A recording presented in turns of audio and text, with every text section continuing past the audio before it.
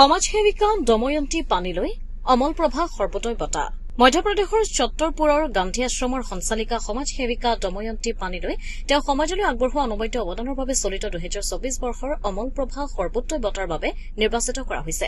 2 ছেপ্টেম্বৰত গুৱাহাটীৰ উলুবাৰীস্থিত শৰণীয়া আশ্ৰমত সৰ্বোদয় ট্ৰাষ্টৰ স্থায়ী সভাপতি মোহন দাস ভাণ্ডাৰীৰ সভাপতিত্বত অনুষ্ঠিত এখন সভাত অমলপ্ৰভা সূৰ্যোদয় বঁটা 2024ৰ বাবে মধ্যপ্ৰদেশৰ ছত্তৰপুৰৰ গান্ধী আশ্ৰমৰ সঞ্চালিকা সমাজসেৱিকা দময়ন্তী পানীৰ নামটো সৰ্বসন্মতভাৱে নিৰ্বাচিত কৰা হৈছে।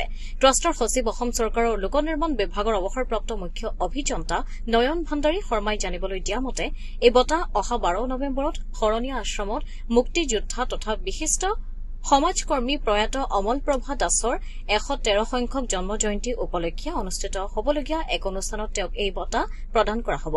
এই বঁটাত আছে নগদ 50,000 টকা, চেক, এখন প্ৰশস্তি পত্ৰ, এখনি শৰাই, এৰী চাদৰ, এখন ফুলাম খাদী গামোচা।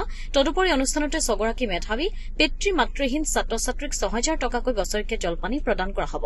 তাৰোপৰি শ্ৰীমন্ত শংকৰদেৱ চিকিৎসা বিজ্ঞান বিশ্ববিদ্যালয়ৰ স্নাতক পৰীক্ষাৰ শল্য চিকিৎসা আৰু স্ত্ৰীৰোগ বিষয়ত সৰ্বোচ্চ নম্বৰ প্ৰাপক 2 গৰাকী চিকিৎসকক ডাঃ হৰিকৃষ্ণ দাস আৰু ডাঃ তিলোত্তমা ৰায়চৌধুৰী বঁটা প্ৰদান কৰা হ'ব। এই বঁটাত নগদ 15,000 টকা আগবঢ়োৱা হ'ব।